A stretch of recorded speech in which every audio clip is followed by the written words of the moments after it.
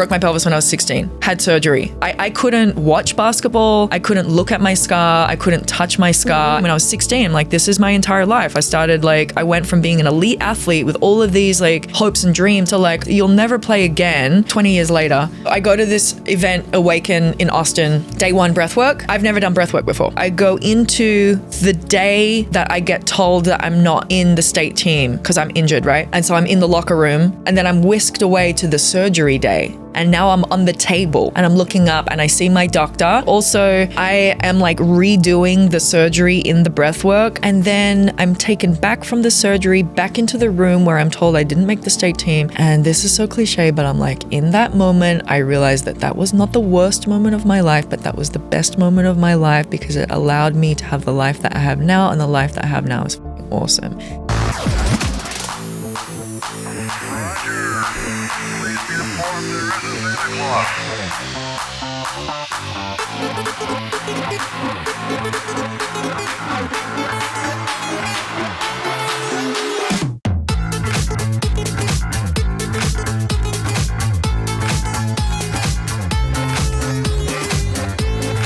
Welcome to the Acid for Squares podcast. I'm your host, Tanya Dhal. And I'm Cody Blue. And if you like what we're doing here, please like, subscribe, rate, comment, turn on those notifications. It helps us out a lot. And on today's episode of Acid for Squares, we have the powerful Sarah Lawrence, a sick comedian, and our new friend we're just meeting today. Sarah, thank you for coming on. Not a mechanic. Round of applause. I'm not a mechanic, but I can change the tire. Oh, okay. You can. Yeah, my dad taught me when I was but a wee lass. So slightly a mechanic. Never done it before though. You'll always be a mechanic to me. Yeah. Thank you. Just because, and for all our listeners, we're saying that because she's in a sweet ass jumper. Yeah, it's so sick. Why do you say jumper and not jumpsuit? Yeah, it's a because- jumpsuit. Yeah, Cody. Because I'm loser. sorry. I didn't know I was getting it wrong. Wait, that's like when you're wearing a skirt and they'll go, I love your dress. I'm like, it's a skirt. You don't know the difference between a skirt and a Do you dress? guys do that? Yes. Yes, guys have no constantly. idea. Wow. Well, apparently, proof pudding, meat pudding, right, me? Me pudding. Okay, Sarah. What we want to talk about Yes. with you today is, so you have an incredible special called Plant Medicine, and we wanted to hear the story that brought you to Okay. make this special. You know what's funny? I would like to not start at the beginning. Let's talk about, if you want to talk about the special itself, not how I got to the ayahuasca journey. So I did all this healing work. We can go back, but I, have a mental breakdown, go through a breakup, do all this healing work, and I'm at the ayahuasca retreat. And during the retreat, I'm like, everybody's insane. And I'm just taking notes of all the crazy bullshit that everyone is saying. And I'm like, nobody else is like seeing Legit taking notes? Yeah, man. Yeah. So at the end of the special, this is the best part of it. I actually listened to it like 2 days ago. So at the end of the special, it's rolling the credits, and halfway through, there's audio of a bunch of the people who were at the retreat talking about me after they've seen the special. Whoa. Yeah, and so they're going, and someone had recorded it, and then they sent it to me. Whoa. Yeah, and so they're going, dude, and that my friend Jenna, she's going, dude, I saw Sarah like in the middle of the journey, and like at a certain point, she was on her stomach, and she was just writing in her fucking journal, and she was like taking it all in because I had this crazy experience, and because before then I was like, this is all bullshit. Then I have this crazy experience. Then for the rest of the journey, when everyone else was taking their second dose, I was on my front of my stomach watching the shamans and like watching it all and just going like, oh, this is real and this is sacred and I was wrong and I'm so sorry. And I'm like sketching them, and it looked like this ancient practice where they're by the fire and all this. Anyway. We've all been there, for the record. I mean, who has not like all of a sudden about to begin their first circle and been like, look at everyone in all white and be like, did I just join a fucking cult? Like what? Yeah. And then when you're actually in it, you're like, oh wow, this is very sacred, which is exactly what you said. The first one wasn't. I was just kind of like, all right, whatever. My intention going into the retreat was not to give men so much of my energy, because I fall in love with a guy and I lose my entire personality and my job, and I'll quit my job and I'll live at someone else's apartment and just live their life. So my intention was not to do that again. And so what did I do as soon as I got to the resort? I fell in love with one of the guys there. So in the first journey, all it did was it showed me getting married to this guy who I just met 2 days ago. And so in the journey, I'm getting married to him on the beach and we're at the wedding. And I went, oh, well, that seems quite quick. And it seems like I've done what I always do, which is fall in love with the guy for 24 hours. And so I said, I wonder if I could switch this guy's head off with some other guy who I had previously been with in LA, who was just the worst guy of all time.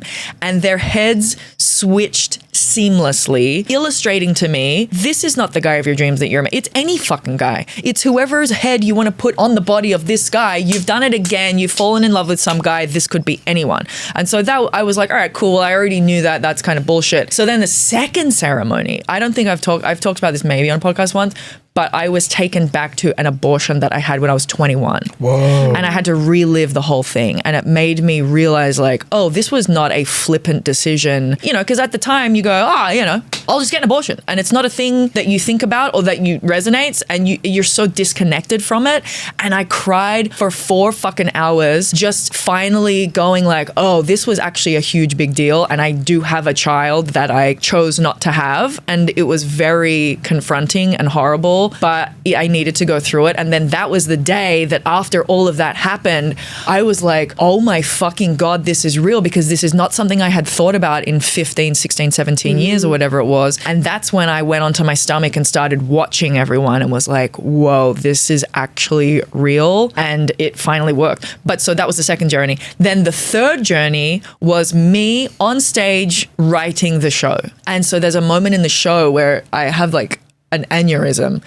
And I'm like, oh my God, this was the point in the journey where I was looking at myself, because in the journey, I was looking at myself on stage doing the special. And so then in the special, there's a moment where I'm like, is that me coming through at the time? Does that make sense? Oh, yeah. Yeah. And so it all happened so easily. So from the moment the retreat finished to the moment I was on stage doing the special was 5 weeks. So normally a comedian tours material around for like a year or 2 before they shoot anything, but everything just happened in perfect sequence. And I was like, how about this? It's going to be fucking fine. And I talked to like a couple people, you know, when you talk to like certain friends who are like, oh my God, you're amazing, you can do anything. You talk to another certain friends and they go like, oh, you sure you want to really like, do you think that you're ready to do that? And I'm like, you might not be ready to do that, but I'm confident in my ability that I am able to do this within 5 weeks and you can suck my dick. Those are the friends you stop being friends with? Yeah, because like why? 100%. They should have no say. I did. And so, yeah, it all just lined up perfectly. And it turned out, so I ended up getting 100 people out to this thing, which is wild. And about 90 of them were from the inner work that I was doing or from the actual retreat itself. So in the special, I'm talking about specific people, and I talk about the guy who I was in love with. I'm doing that in quotations, by the way. I'm not in love with you.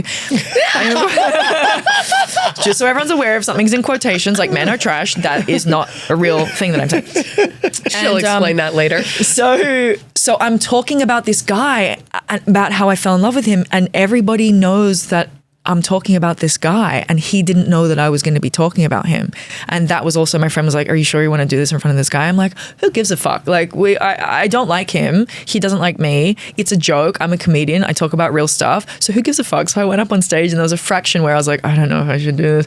But so I start talking about this guy, and then slowly he's going like, oh my God, that's me. And then I say something very specific, that he had one of his toenails painted black and one of his toenails painted white. And everyone's like pushing each other in the crowd like, oh shit. Oh. It was so cool, and everybody wore white, and it was like a very cool experience. But that's how I wrote the special. It all just like happened very easily. It came to you.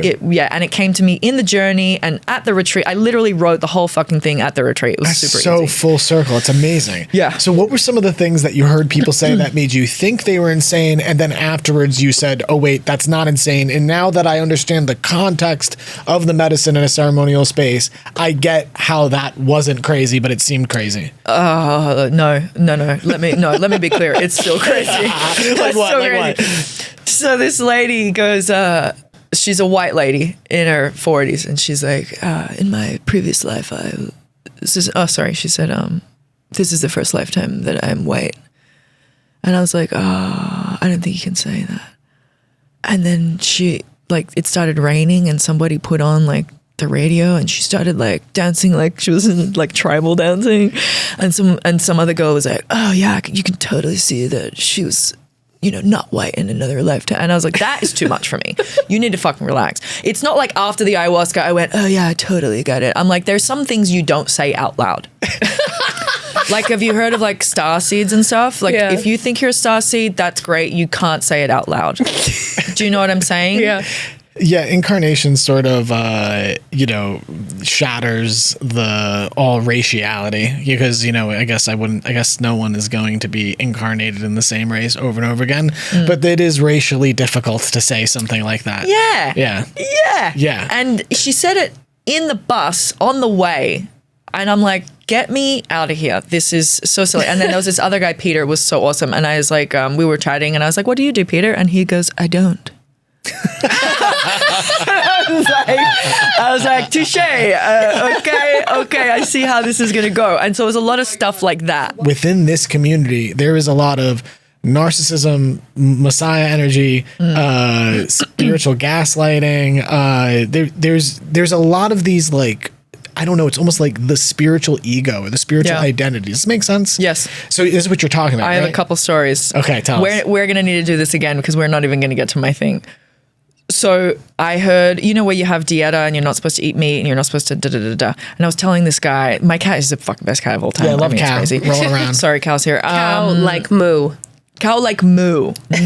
No, and then that's the end of the sentence. It works playing. Okay, first of all, there's a spiritual guru-y guy, and I posted something that he posted, and then my friend messaged me, and she was like, he used to be a club promoter, and I know him when he was doing like shitty things, and I'm like, okay, cool, well, so there's two ways. Like, he was either, I like, the guy who I started my whole journey with, Danny Morell, his whole thing is that he used to be a shitty guy and now he's not. You can change. Yeah, so it's like, I kind of even like that. And he was like, here's a photo of me in front of a Bentley with my dumb glasses on and my Gucci bags. And he shows it to go like, look what a fucking douche I was. And I changed my ways. And I like that. Rather than like, okay, you were never a club promoter. You were just like cool the whole time or what? Anyway, that's the first one. Second one is the dieta. It's apparently there was this shaman. Oh, two things. So yeah, because wait. You got it. So this shaman was a sex addict, and so everyone on his retreat, everyone's like masturbating during the thing because they had all of his gross sex energy. He was like, yeah, man. And so you have to make sure that the people you're doing this with are the not, clean space. Real quick story about this. I was doing a jack off movement. She was jerking off. No, I'm going to tell it anyways. We've told this one already on here. Have I really? Yes. Whose episode? You have. Thank you, Justin. Justin, I've told this episode? I keep stopping you every time you tell the story. Or trying to stop you before whatever. You repeat Apparently, stuff. we repeat ourselves all the fucking time. Oh, I'm sorry. You've never told a story twice, Trevor? All you fucking do. Your life is made up of telling the same 7 stories over and over and over and over again. And I've realized that. And it's like, I catch up with a new friend and they're like, what's been going on? I'm like, I actually don't want to talk about it because all I fucking do is go, I've been on this journey and like I had attention myositis syndrome and I overcame it. It's like, suck my dick. I actually don't care. do want to hear about this. Tell your story. Yeah. No, what was your story? No. We're pooped. Oh, man. But thank you for having my back there. I do appreciate that. Yeah. You're so welcome. Yeah, thank you. Okay. Broke my pelvis when I was 16. Had surgery. Surgery works a little bit. They tell me we're going to put a steel plate in your pelvis to make it stronger. And are you having kids in the next 5 years? No, we can keep it in for 5 years. It makes your pubic bones stronger. By the way, I wrote... How did your pelvis break, by the way? Basketball. Oh, okay. Somebody wrote in my comments, we were talking about comments earlier, somebody wrote in my comments that went, I've never heard of that injury and I've been in sports all my life. And I go, okay, did I make it up? Is that what you're insinuating? Nobody's ever broken their pelvis before. And he goes, and I said, what are you trying to say? And he goes, just that, seems like an injury I've never heard. And I'm going, and that's the thing, you can't tell are you being genuine? Like, do you want me to tell you about it or what's going on? Or are you calling me a liar? Yeah. And then I have a joke where I say I had a contract to play college basketball and someone's like, show us the contract. I'm like, the fuck is wrong with you people? And I'm like, do you want me to pull up the email in my Hotmail from 2002? Jack Childress, okay? Missouri Three Rivers Community College. It's like, what are we doing? Anyway, break my pelvis, steel plate. I said no thanks to the steel plate. So I go throughout my whole life for 20 years. Good for you. Thank you. I did think it would be fun at the airport though, just booping. My sister got a plate put in her back, and when she went to ayahuasca, the whole time ayahuasca was showing her pretty much like, yo, humans, like, you have like, do not understand human anatomy, and they totally fucked up your back, and explains why, and then spent like the 8-hour ceremony like mostly trying to convince her to go to medical school. Like, my sister came out, I'm like, well, how was your ceremony? She's like, Mother Ayahuasca pretty much told me they fucked up my back and that I should go to medical school and learn how to properly treat people with back injuries. I'm like, oh, well, maybe not. She's in fashion. It's like, when do you listen to her and when do you not? I don't know. You know, Does when she want to go to medical school? That's why integration is really important. Okay, so you didn't get the surgery though. I think that's good for you. I know I had surgery. Oh, you did? I had surgery. Just no plate. So they slice you open and they scrape your pubic bone. So they scrape all the fractures away. So the bone is like fragmented. They scrape away the top layer to make it one whole bone, and the bone bleeds to make a paste to make it stronger. Bone paste. Yeah, and they also did my adductors and so they kind of go anyway. You poor thing. Yeah, thank you. And so anyway, so it hurt for 20 years, and then after 20 years I was like, I don't know if this is a real pain. And so I did a deep dive. I was like, maybe it's the scar. I start researching like scars, and scars are like trunks, right? So on top is the scar, and then underneath you have this like gnarly, fucked up scar tissue that's pulling it down. And so then I was like, maybe I could get micro needling to kind of break up the scar tissue that's underneath. Maybe it's the scar tissue that hurts and not the injury. It can't be the injury, right? Or stem cells and stuff like that they do. All of that. I mean, stem cells is like 10 grand. So I got PRP injections. Now that was a true nightmare. So there was a time in 2016 I couldn't walk. I was like bedridden. And so I ended up getting some money and I spent it all on PRP. That's and blood platelet therapy, right? Yeah. So they take the blood out of your arm, they put it in a centrifuge, they spin it around really fast, they separate the red blood cells from the white blood cells, they get the white blood cells, they inject them directly into the injury, and it helps to fix it. And so that was horrible. You're laying on a chair, your pants are around your ankles. The guy, it hurt so bad. I was like scream crying. Oh God. And also he's like, the first one will be the way worst because you have so much trauma trapped in this scar from 20 years. And so he's like, you might be crying for like 24 hours. And I was.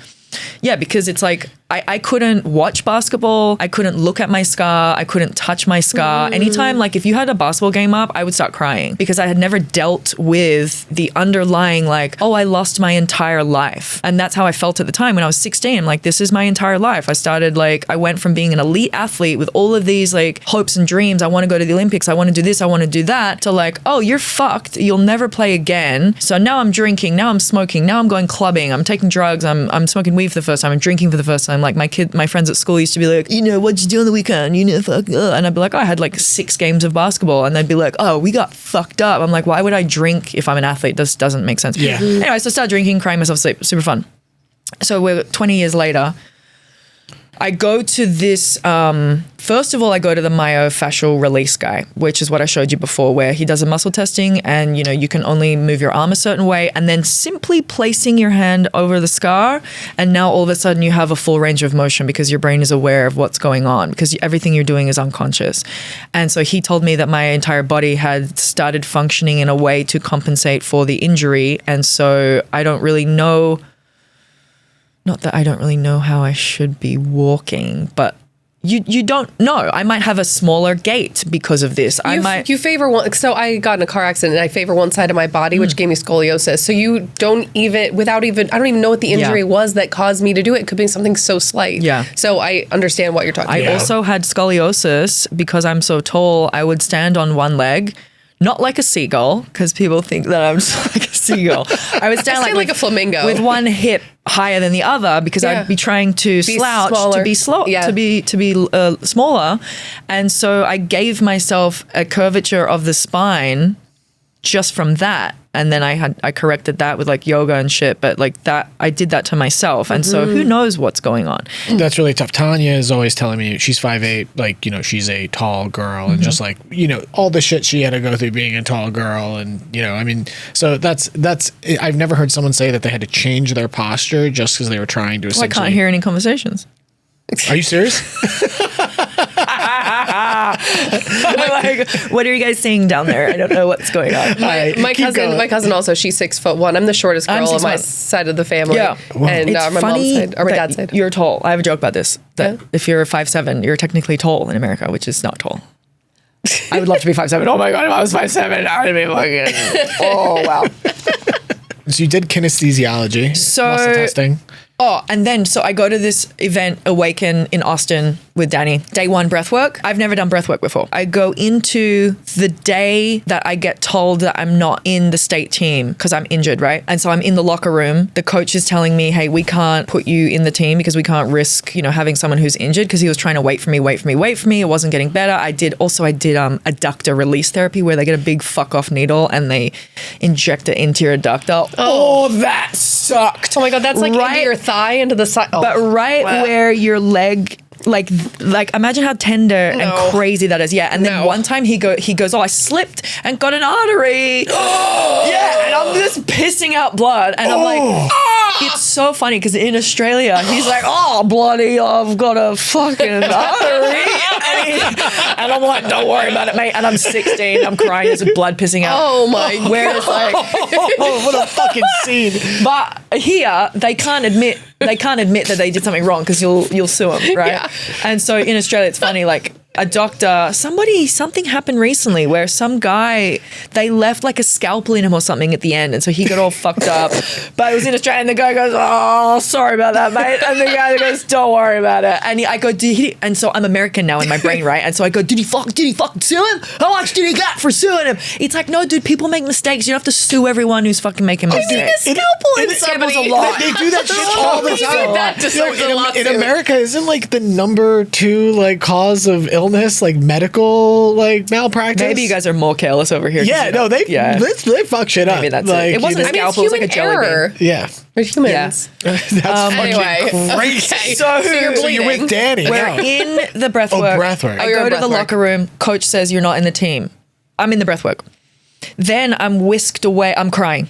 And then I'm whisked away to the surgery day. And now I'm on the table and I'm looking up and I see my doctor and there's one side of my scar that hurts more than the other side. And I know in that moment, I see him make the incision. He starts on the left and that's why it hurts more on the left because that's where the trauma started, is on the left-hand side. And so also I am like redoing the surgery in the breath work and I redo the staples because they put these staples in. Literally a fucking staple. Yeah. And they go, don't look at it, whatever you do. And I went, I'll have a little peek. She looked like Frankenstein? Yeah, should not have, because they were all fucked up. They were all like wonky.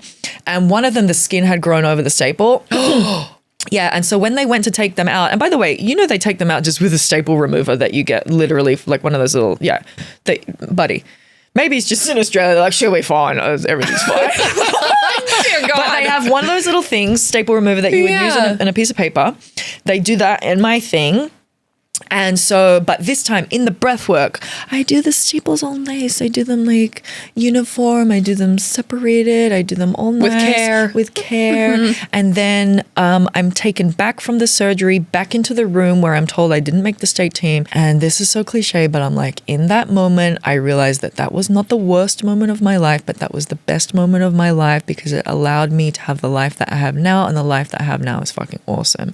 And if I had been going still down that track of trying to be an athlete at 16, 17, the longevity in that is not that great. And then like I wouldn't be here with you guys right now. I wouldn't have probably dealt with any of my childhood stuff. I wouldn't have the life that I have. My life's fucking awesome.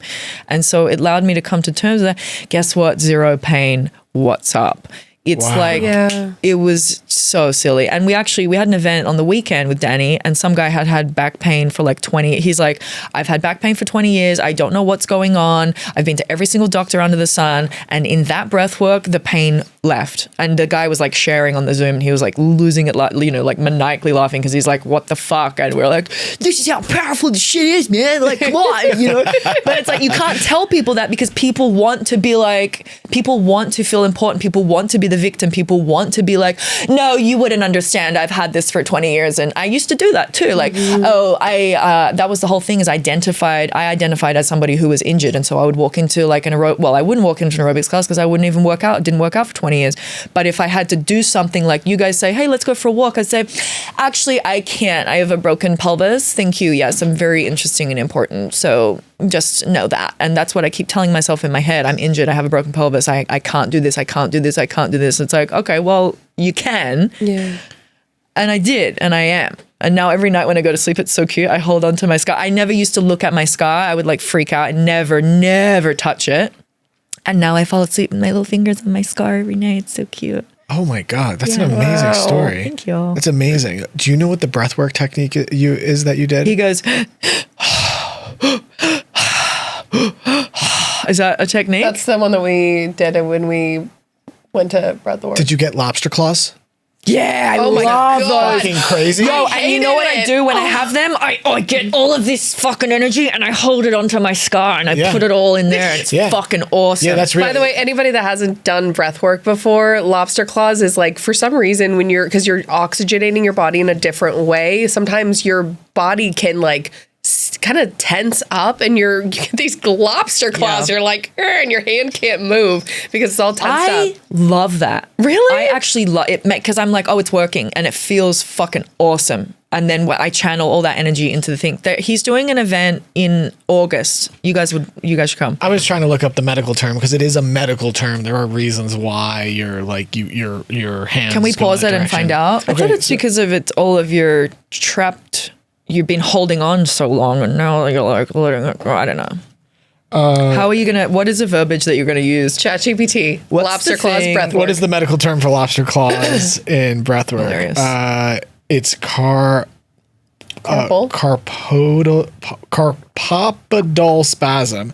This is when your hands and your feet involuntarily contract into claw-like positions, often resembling lobster claws. It can occur during hyperventilation, especially in intense breathwork practices due to respiratory alkalosis, when too much carbon dioxide is expelled, raising blood pH. Cool. Yeah, I mean, Definitely. Your whatever. sister could translate that for us What'd you say? because she went to medical school. Oh, yeah. Well, that's an amazing story. Didn't you mention something about TMS? Yes. About healing back pain? So after I heal, so here's what's crazy, and here's how insane we are. Because of the story that I've had this story. I'm 39 tomorrow. Thank you. In 2 days. I'm 39 in 2 days. birthday. Thank you Happy so early much. birthday. I break my pelvis when I'm 16. So what's that? 23 years. So for 23 years, my story and my identity is that I am a victim. I have a broken pelvis. I am injured. I cannot do this. I cannot do that. I'm not normal. I'll never be okay. Blah, blah, blah, blah, right? So when I heal this thing and now I no longer have pain in this thing, who am I? What's my story? Because now I'm just a girl. It's fun to say guy, but I'm just a fucking guy. I'm just a guy. Just a guy. Girl. Some guy told me the other day, I'm seeing this guy and he goes, Oh, yeah. on the first night we were together, I go, you know I'm a guy, right? and he for like a minute was like, what? And I'm like, that's so fucked. I'm so sorry. That's so funny because I have a joke about it where I say I have a scar here, and I used to tell people I was a dude, and it was really funny in 2003 because I say like I got my penis cut off. Anyway, he told me that the other day. It was so funny. I was like, that is hilarious that I did that, and I'm so sorry. That's fucked up. So, are you guys still seeing each other? Yeah. Nice. That's a I have good. a- That's a good litmus test. I have a tattoo on my back that is written in French, and I told Cody that it was all my exes that had died, that I had their names. Yeah, she also So funny. also- Wait, how many of your exes have died? She's like, there's Actually, like 7 well, guys. actually back one there. has. She but had a that's- closet with a lock on it, like a walk-in on the outside. And when I Wait. first saw her, she wouldn't let me in there, and then it actually creeped me out.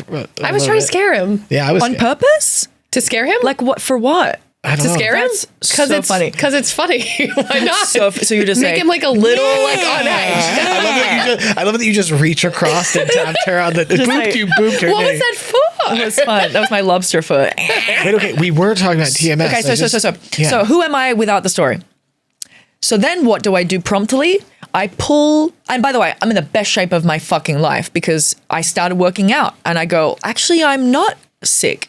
and I'm working out, I'm doing Pilates, I'm doing hot yoga, I'm doing weights, I'm fucking look great, everything's great. I go home for Christmas in Australia and I am stretching. I'm not even doing anything, I'm stretching.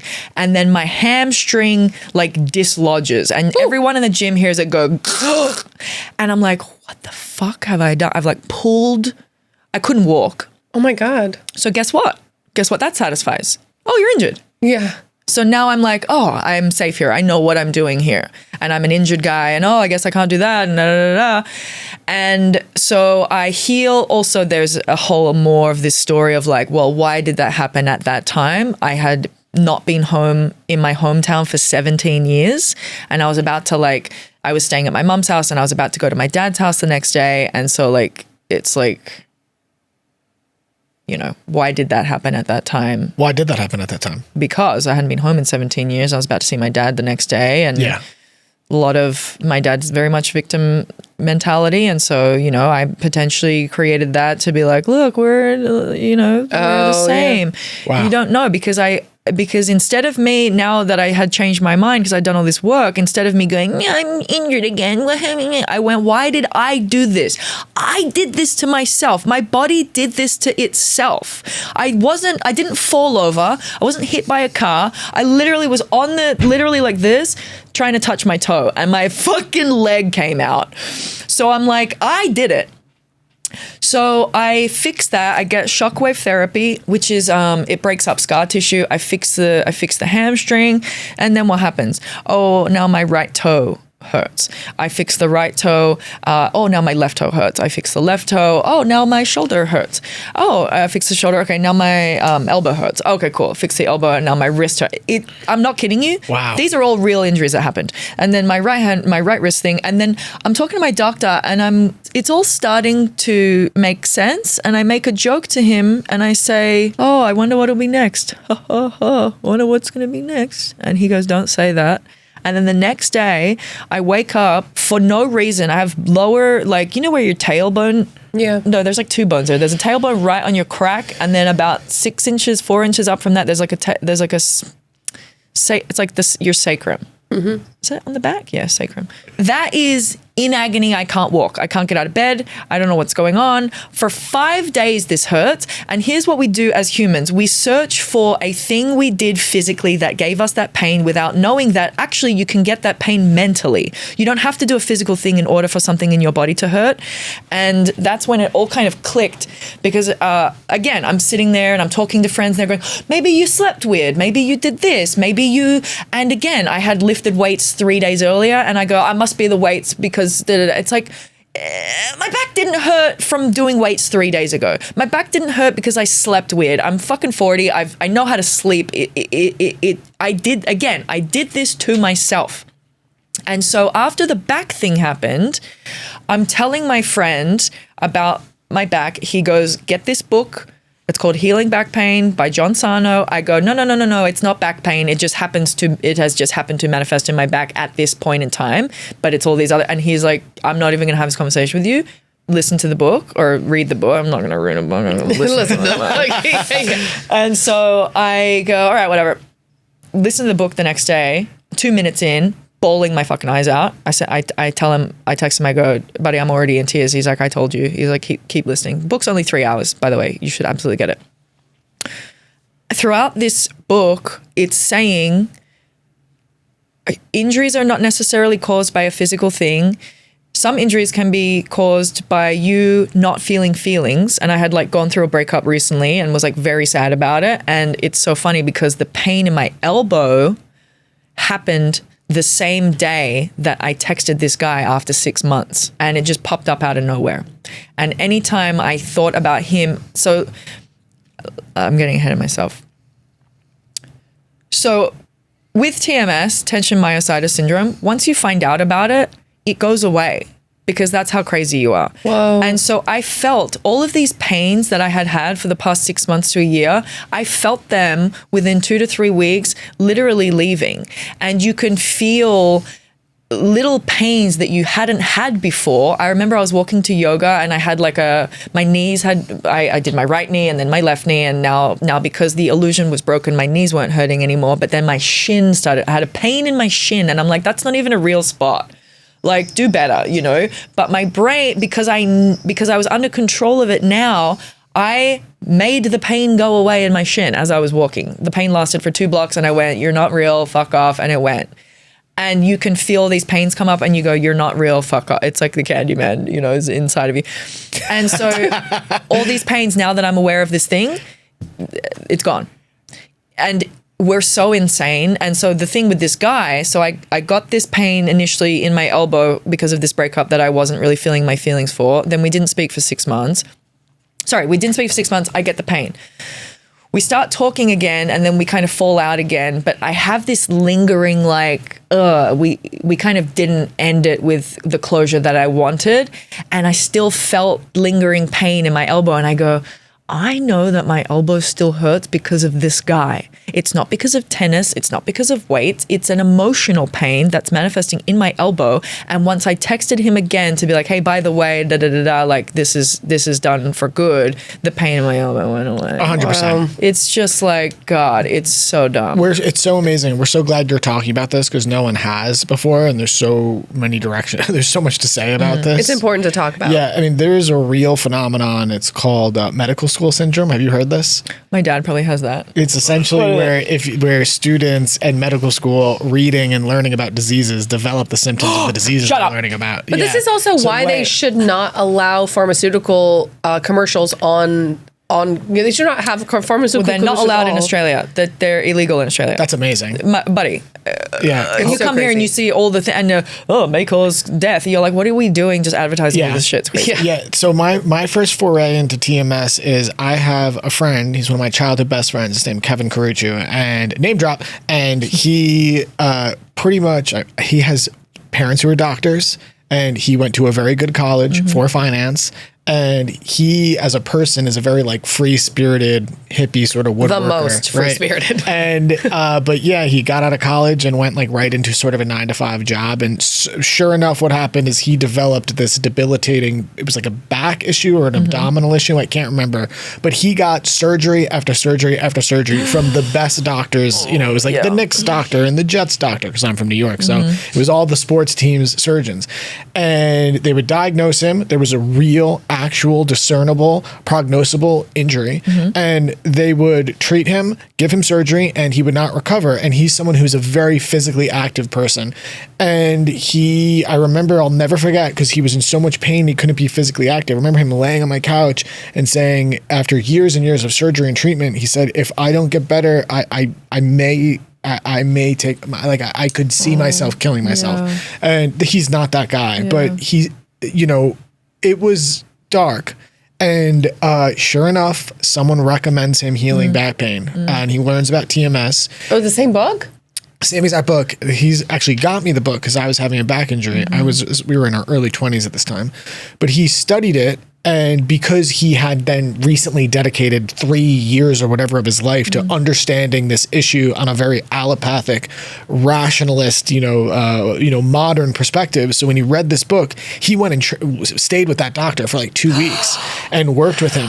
And this guy who was literally like bedridden after surgery after surgery after surgery, he healed himself in 2 weeks and then rode his bike from New York to LA, and he lives here now with his wife and about to have his second kid. So that's how he learned about it. He bought me that book, and at risk of repeating myself, I did my first ceremony, walked in with a back brace, and my first mushroom ceremony, gone like that. I always say I never wore it again, and it's been about 10 years now. But the part I haven't told people about is this year, we decided we were going to take a break from psychedelics. We're going to make sure we're not fucking crazy and have lost our mind. Like, we'll just take a break. We'll take a break. Sure enough, I'm going to North Carolina to see my family. I have all this trauma that I'm not dealing with, because I'm essentially like, we're about to live in this sort of communal compound style living space with my family. And a lot of trauma's coming up. I'm pushing it aside. I'm not really dealing with it. I bend over to pick something up, and all of a sudden the back injury comes back for the first time in 10 years. Like spasm, like on the ground. I go down. And of course, I resolve the issues with my family. The back injury is gone. Everything is fine. And this is the power of the mind. But you're also talking about something a little more interesting, like a little more deep here, which is that that being a victim and how it's familiar, and it gives us it's sort of it allows us, I don't know, it gives us like an excuse and identity. Yeah.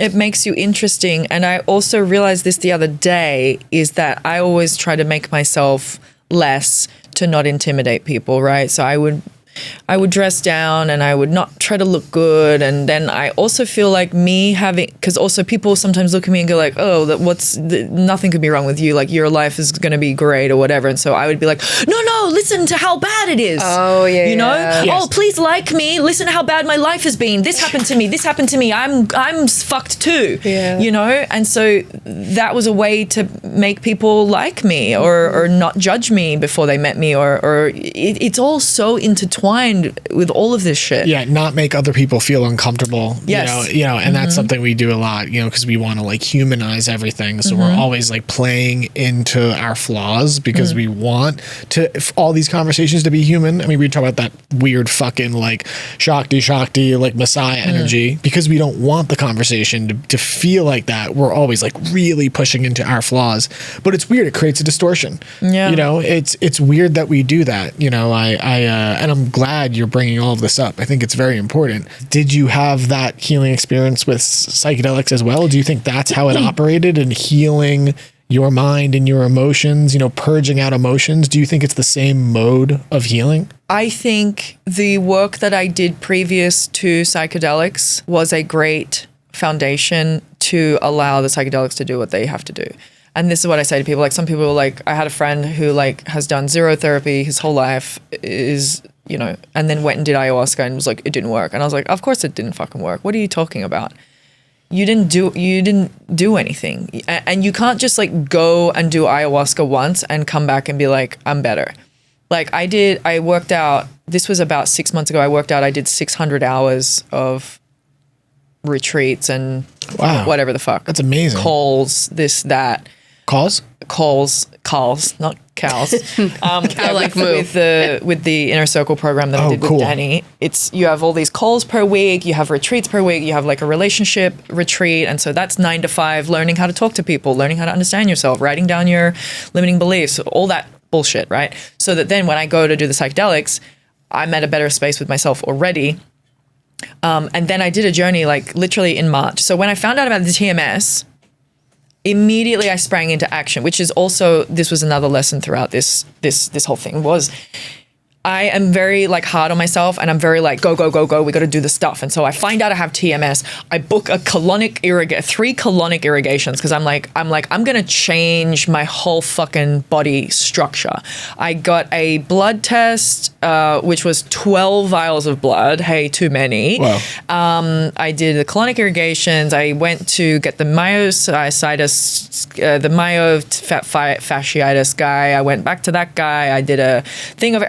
I booked myself solid. Then I also booked in for a ceremony where we were using San Pedro, sassafras, mushrooms, and DMT. And so I'm like, I'm going to fucking fix this thing. No more will this be taking over my body, blah, blah, blah. And so the intention going into that ceremony was I am in control of my body, and I will no longer allow, I am pain-free, essentially. And I've been pain-free ever since. But if I hadn't had a relationship with the medicine or had a relationship with myself prior to that, I would have been like, this is fucking bullshit. Do you know what I mean? It's hard to... Absolutely. I definitely didn't have any sort of therapy. I've never had therapy, so I've never done anything like that before I did ayahuasca. The only thing I did do is I learned a couple years prior meditation, but that's the only sort of form of anything. And in ayahuasca, that is where I like learned how to understand what was going on inside me, but I did do a lot of integration. But you want to, this is what I'm saying, you want to. Yeah. You want to be better, you Yes. want to heal, you want to do the thing. Someone who doesn't have any interest in that and who is like a bad person or a shitty person who treats people like shit, you can't just go and do ayahuasca and come back and be like, I'm healed. Yeah. You're in the work, you're doing it. You're like, oh, I want to feel whatever the fuck. So you go in with a different mindset. I wonder why anybody would even do it then if they're not like trying to become better Because they versions of think that themselves. they'll come out and just be someone else and they won't have to do any work. That's the thing. It's very lazy. You won't have to do anything. Like I have worked so fucking hard to change my brain over the past 2 years. Same. Yeah. I was also going to tell you a thing about someone. You got it. I do. Give me got 1 second. I'll tell a story as you remember Yeah. it. The story goes lost like it. this. No, it's gonna come back. It's coming back. It to you. will. It will. I remember. Okay. Go ahead. Okay, so somebody told me that their friend had a trip where they like died and he said it was the worst time of his whole life. He got dragged through every lifetime he's ever had and thrown against a wall and he fucking splattered all over and he turned into dirt and then he had to crawl out of a hole and he was like, it's the worst time I've ever had in my whole life. And I was like, that sounds fucking awesome. I'm like, I would love that. Because I'm ready to go through it. I love the deep understand. ceremonies. Yeah. Whereas this guy's like, oh, I'll never do this again. This was horrifying. Do you know what I mean? Every time I hear people say that, I'm like, no, that's a good experience. That means you went deep. I wrote, it's funny because so my last ayahuasca retreat was in July last year. And I wrote before I went in on my Instagram, I was like, my intention is to have a complete ego death and like fucking blah, blah, blah. And not in the this is the other thing. When you go to do these retreats where I do them, they have workshops. You don't just go and do ayahuasca and leave. You're in a workshop from 9 a.m. until 5 p.m. We're doing, why did your dad never love you? You know, you're sitting here pretending to be my dad and you're sitting here pretending to be my mom and you write letters and you say, here's what I wanted you to tell me when I was a kid. Here's what I wanted you to tell me when I was a kid. And you fucking cry with these people who are emulating your parents. So you do all of this crazy deep work. No, don't bite that. Hi, Mammy, no, don't do it. Our cow, our studio cat. You're so crazy. He's getting biting the feisty wires. because he's like, nobody's playing with me. We're almost done, cow.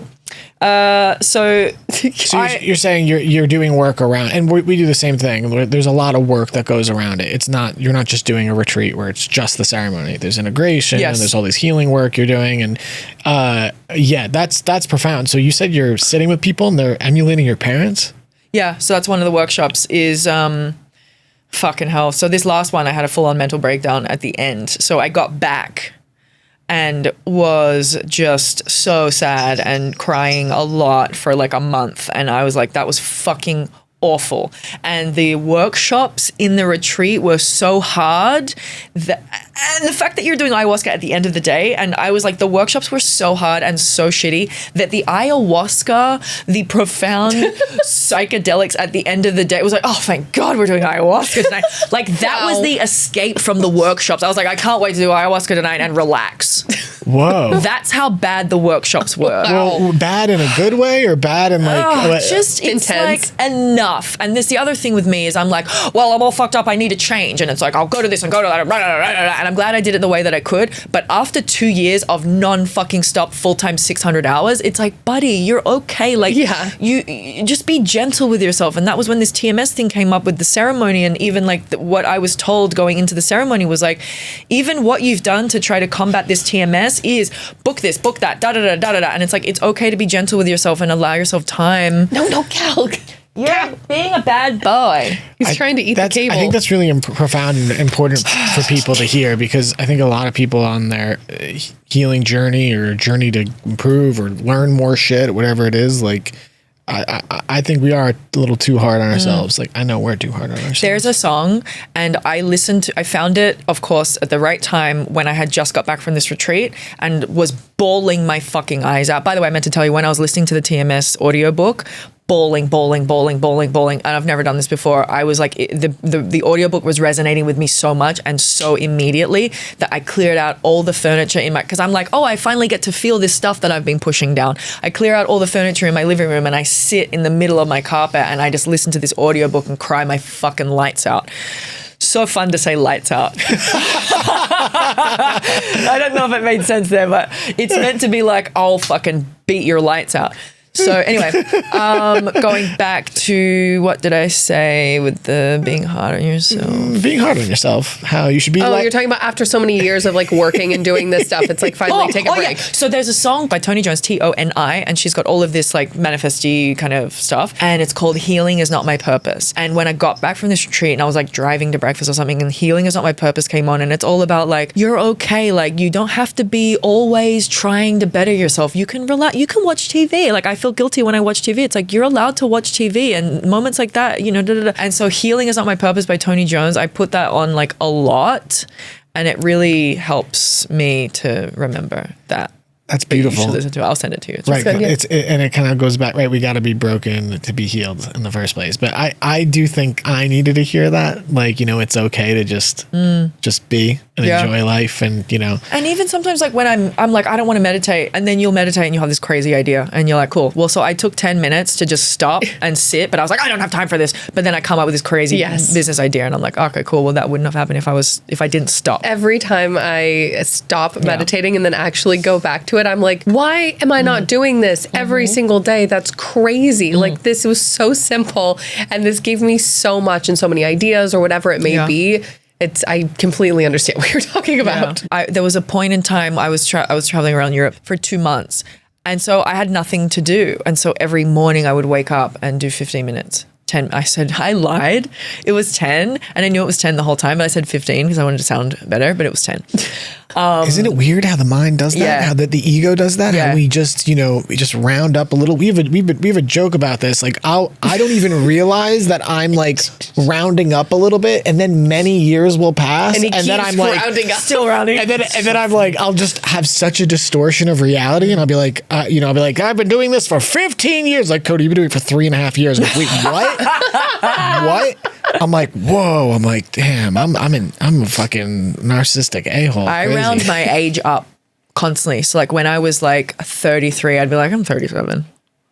I like to round it up. And so I'm 38 right now, 39 in 2 days, but I'll be like, I'm 40. no. I like saying 40. It's fun. I round up and down, and that's how this happens. I round compared to who I'm with. Well, I used Yeah. to, but now I'm very proud of how old I am. But I used to round, like when I was traveling, everyone who I was around was like 21. And so I loved being like, I'm 38, because they were like, oh my God. And I'm like, yeah, you can still do stuff when you're older. It's like, they think that that's crazy that I'm like the oldest person on the whole tour. And also when you get that age, you don't feel that age. And Yeah. you're like, no, I still feel like I'm way younger than I actually am. But Exactly. Yeah. And especially I'm like hanging out with a bunch of 21-year-olds, which is so funny. But It's a trip. When we open this studio, a lot of the kids that work here, all the people that work here in your yard. they're right out of college. they're and all like in their 20s. Like some of them are 20, 21. we were always used to being like the youngest people on set. Like, and now all of a sudden, like these 21-year-olds, it's like every Now time we're we like- walk in, they're like, "Mom and Dad are here." I'm They like, literally said that we're the cool aunt and uncle. yeah, I'm like, Whoa, how excuse did you feel about that? We fired their That was asses. cute. No. Get the fuck out of here. But they think so. When I was 22, my friend one of my friends was going out with a 26-year-old lady. Yeah. A lady. And we thought we used to give him shit because we were like, why the fuck are you going out with this chick? She's so old. And at 22, we couldn't understand how old 26, we were like, why is she still going to the bars? Like, Yeah. that's so gross. Yeah. I remember in so preschool, weird. It's so I'm about to get shithoused on Thursday night, okay? And it hit all the bars, and I'm 39. I remember in preschool, I thought the kindergartners were so old. I do. I remember like watching them one time. They were like Finger painting? They were digging up dinosaur bones in the yard, that's and pretty cool. we preschoolers got to look and watch them, and I'd be like, wow, that's so wild. I wonder if someday I'll be a kindergartner, thinking they're so old. That is so little cute. 5-year-olds. But they tricked you because they're archaeologists. These kindergartners are digging up dinosaur bones, and so you're going, oh my god, They're so old. They have careers. yeah, it's crazy. It's true. Is there anything you want to leave the world with? Or I mean, you just told your whole journey of healing. Like, is there any like central thesis statement after everything you've been on, all the work you've done, all the workshops, like any commonality to what makes people sick and what you would like to leave people with on like It's worth it. It's worth it. People are too scared to do this work. And guess what? Yeah, it fucking sucks. But my God, is it better on the other side? Yeah. Oh, my brain and my understanding of people and my empathy and my relationships and the way I see the world. Like, some lady flipped me off the other day and I was like, ah. And I used to, like, I would have stopped the car and got out and be like, what the fuck did you do that for? You know? And I just went, oh, cool. Didn't think about it until now. And she's probably having a bad day. And she sucks. How about that? And I used to have road rage and be like, fuck it, you know. And now I'm like, I'm letting everyone in. And guess what? The more people I let in, the more people let me in. And so everything is just more calm and more peaceful, and situations are better, and my outlook is better, and my everything is just better. So it's worth it. You think this is the future of medicine? And you think this is where what would help heal the world and the divides if the people start to open up to these different tools? Or do you think it's not for everybody? I heard a story about this. Some shaman gave this girl who had never done mushrooms 12 grams. Oh my God. That's a move. She lost her mind and her nervous system became dysregulated for like 2 years. And these are the horror stories that I think people hear about and they go, I would never do that. And my dad keeps sending me articles of like, this lady died from mushrooms. I'm like, no, she That's had not a normal situation. Yeah, I'm like, also, do you know how many people die from alcohol it's so every funny day? Because I'm like, I'm doing this like beautiful, amazing like plant medicine and my parents are so worried about me. And I'm like, do you know how much coke I've done? Oh, you got to bring your parents. We took our parents. To where? Well, my mom in her fucking juicy jumpsuit 80. immediately. Yeah, there's no way. My parents haven't done Aya, but mushrooms. My dad thinks I'm a drug addict. I'm like, I was a drug addict on an actual real drug. I do this once every 6 months, Dad, and I'm not going to die. It's literally fine. Yeah, right. That's the way to do it.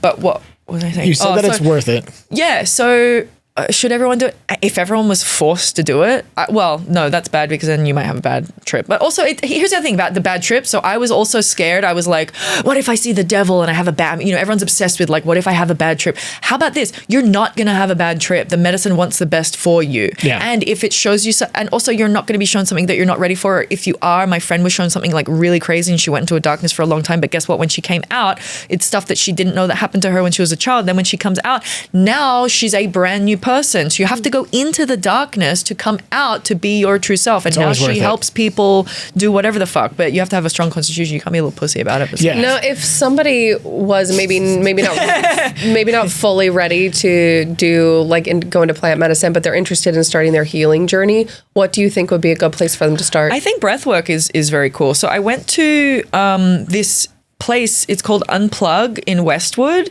And they have like classes. I didn't know you could do this. Just like anyone, you can walk in, breathwork from 8:30 to 9:30 p.m. on a Wednesday night.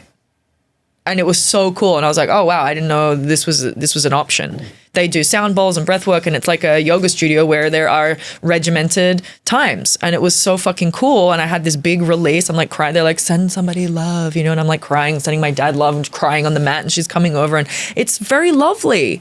And that is a good pathway into it, but I think you'll do it when the time is right. Like it was never presented to me, and I was just always someone who was like, I would never do psychedelics. I would absolutely never do psychedelics. Yeah, Why same. the fuck would I want to do that and lose my mind? Like, I thought it would make me lose my mind. That was my fear, and I thought I would see people and think they lost their mind. Yeah, yes. same. And that's the whole thing why I'm trying to show you don't have to become that version of this idiot over here who's like, oh my God, babe, you're such a love and light. Like I'm normal. You're normal. You don't have to do that. And that's why I think people don't want to do that, because they don't want to become one of those people that are annoying. Yeah. Yeah. Which is fine if you are, but it's a little annoying, It's okay. It's okay if you are, but the ego is interesting. It's the spiritual ego, spiritual identity. Well, whatever identity we have, it's interesting. The ego wants to grasp at something. It wants to define itself. Like it really, I think it's like Eckhart Tolle who like will say, or Eckhart Tolle, however you fucking pronounce it.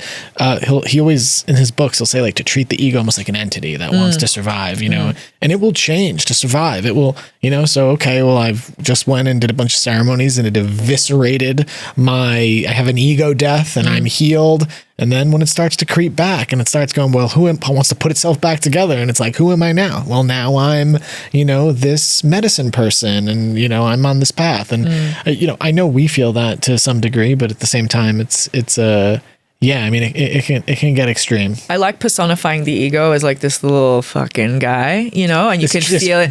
That guy behind the tree, you know, and when rubbing his hands. Yeah, when the pain was coming up, I was like, you're a guy. I can see you. You're an actual entity over here. I know what you are. You're not a part of me. I know that was cool to be able to like separate that.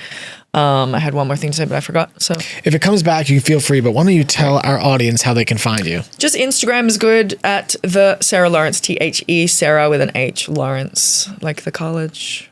Okay. And check out her amazing special, Plant Medicine. And yo, you are fucking rad. Yeah, thank you so much for coming. So funny and so enlightening. Namaste. Namaste. All right, Tanya, you want to take us out or you want me to do it? All right. If you're still here with us, make sure to like, share, subscribe, and comment. And make sure to go follow Sarah on her journey. And until next time. All right. Love you all. Be well. Bye. Bye-bye now.